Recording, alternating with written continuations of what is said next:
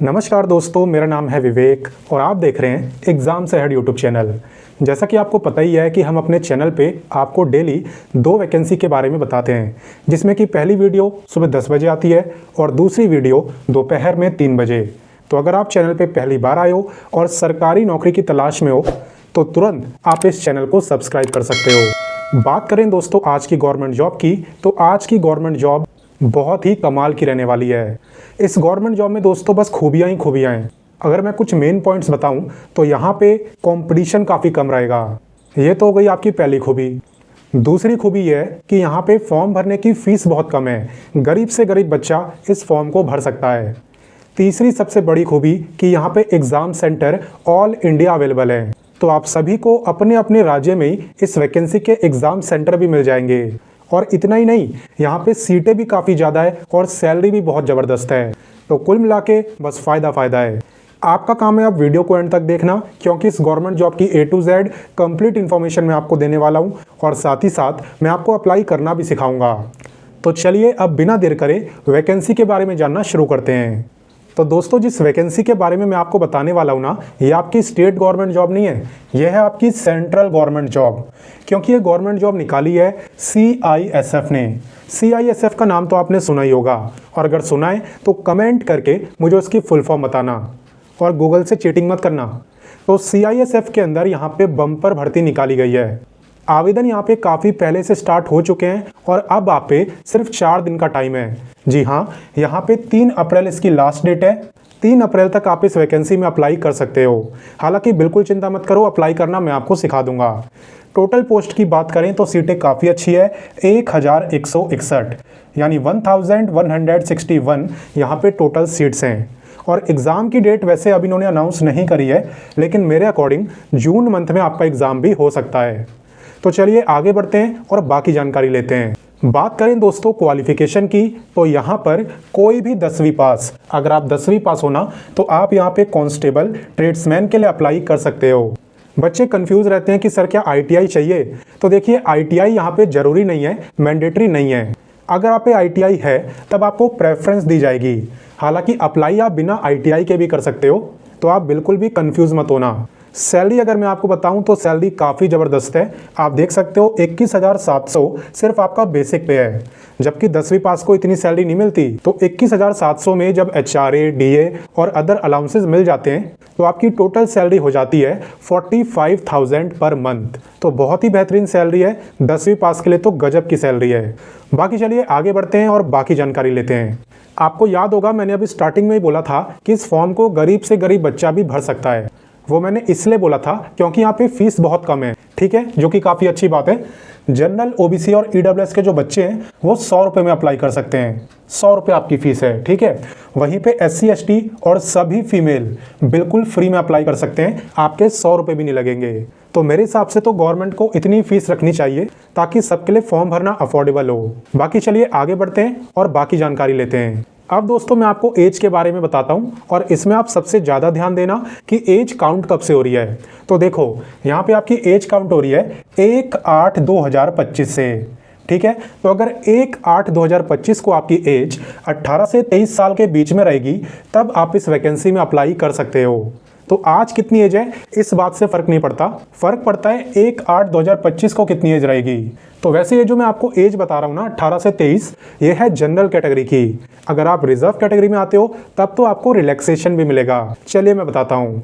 Relaxation की जहाँ तक बात है तो यहाँ पे SC ST को मिल रहा है पूरे 5 साल का, यानी SC ST वाले अप्लाई कर पाएंगे 28 ईयर तक।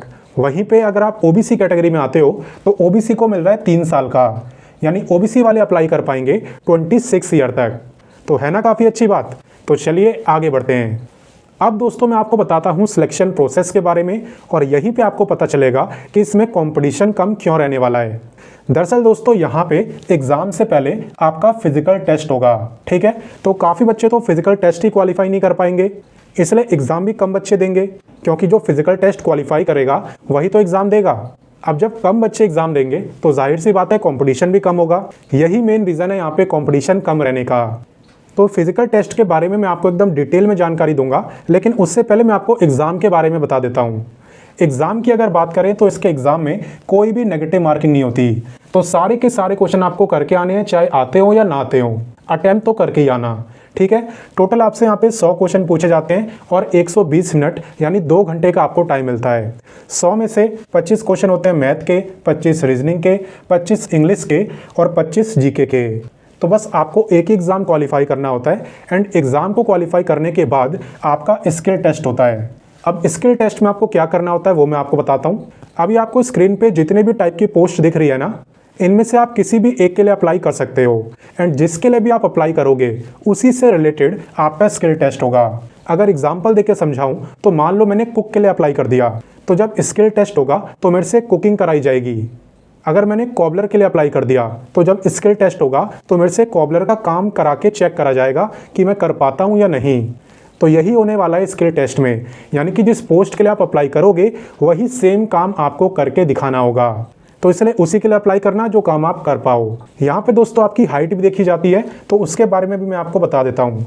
यहाँ पे अगर आप मेल हो तो आपकी जो हाइट है वो कम से कम 170 सेंटीमीटर होनी चाहिए, 170 सेंटीमीटर। वहीं पे अगर आप फीमेल हो तो आपकी मिनिमम हाइट है 157 सेंटीमीटर। तो चलिए हाइट वगैरह के बारे में भी मैंने आपको बता दिया। अब फिजिकल टेस्ट के बारे में बताता हूँ। फिजिकल टेस्ट के अंदर आपको दौड़ लगानी होती है, यानी रनिंग करनी होती है। तो किसे कितने मिनट में कितना भागना होता है चलिए मैं आपको बताता हूँ। दोस्तों अगर आप मेल है ना तो आपको यहाँ पे 6.5 मिनट के अंदर 1600 मीटर भागना होगा। वहीं पे अगर आप फीमेल है, महिलाएं, तो आपको 4 मिनट में 800 मीटर भागना होगा। और ये भी मैं बता दूं कि जो मेल है उनकी चेस्ट भी नापी जाती है। तो बिना फुलाए आपकी जो चेस्ट है वो 80 सेंटीमीटर होनी चाहिए और फुलाने के बाद यानी सीना तानने के बाद आपकी चेस्ट 85 सेंटीमीटर हो जानी चाहिए। फीमेल के लिए एप्लीकेबल नहीं होता, चेस्ट बस मेल की नापी जाती है। तो चलिए आगे बढ़ते हैं और जानते हैं कि कैसे आप इस वैकेंसी में अप्लाई कर सकते हो। तो आपको इस वैकेंसी में अप्लाई कैसे करना होता है चलिए वो मैं आपको सिखाता हूँ। सबसे पहले आप वीडियो के डिस्क्रिप्शन में जाना, वहाँ पे मैंने आपको 2 लिंक दिए हैं। पहला है रजिस्ट्रेशन का और दूसरा है लॉगिन का। तो आपको सबसे पहले रजिस्ट्रेशन वाले लिंक पे क्लिक करना है। उस पर क्लिक करते ही आपके सामने यही पेज ओपन होगा जो अभी आपको स्क्रीन पर दिख रहा है। तो यहाँ पे आपको अपनी सभी बेसिक डिटेल्स डाल देनी है और बेसिक डिटेल्स डालकर अपना रजिस्ट्रेशन करना है। एक बार जब आपका रजिस्ट्रेशन हो जाए उसके बाद आपको वापस डिस्क्रिप्शन ओपन करना है और इस बार लॉगिन वाले लिंक पे क्लिक करना है। लॉगिन वाले लिंक पे क्लिक करने के बाद आपके सामने ये पेज ओपन होगा। तो यहाँ पे आपको अपना रजिस्ट्रेशन नंबर डालना है जो कि आपको रजिस्ट्रेशन करने के तुरंत बाद मिल जाता है और देन आप यहाँ पे सबमिट करके कंप्लीट फॉर्म को भर सकते हो विदाउट एनी प्रॉब्लम। बाकी कोई दिक्कत आए तो कमेंट करके पूछ लेना। अब आपके मन में क्वेश्चन आ रहा होगा कि सर आपने सब कुछ तो बता दिया लेकिन ये तो बताया ही नहीं कि हमारी पोस्टिंग कहाँ होगी। तो देखिए ऑल ओवर इंडिया में, पूरे भारत में कहीं पे भी आपकी पोस्टिंग हो सकती है। आप जानते ही हो CISF हो गया, BSF हो गया, इन सब में फिक्स नहीं होता कि इसी जगह नौकरी मिलेगी, कहीं पे भी आपकी पोस्टिंग हो सकती है। और वैसे भी ट्रांसफ़र वगैरह भी होते रहते हैं। हालांकि आप अकेले नहीं रहते, कहीं भी पूरा ग्रुप आपके साथ रहता है तो कोई खास दिक्कत नहीं होती। और बाकी एग्ज़ाम सेंटर तो मैंने बता ही दिया कि आप सभी को अपने अपने राज्य में ही मिलेंगे। तो दोस्तों ज़्यादा टाइम नहीं बचा है, लास्ट डेट 3 अप्रैल है फॉर्म भरने की, इसलिए जितना जल्दी हो सके आप इस वीडियो को सभी के साथ शेयर कर दो। ठीक है, अपने दोस्तों, भाई बहनों सबके साथ, ताकि किसी से भी मौका ना छूटे। साथ ही में अगर आपको मेरे समझाने का तरीका अच्छा लगा तो वीडियो को लाइक कर देना, क्योंकि आपके लाइक से मुझे मोटिवेशन मिलता है। बाकी चलिए मिलते हैं नेक्स्ट वीडियो में फिर एक नई वैकेंसी के साथ। तब तक के लिए अपना ख्याल रखिए, अच्छे से पढ़ाई करिए। जय हिंद।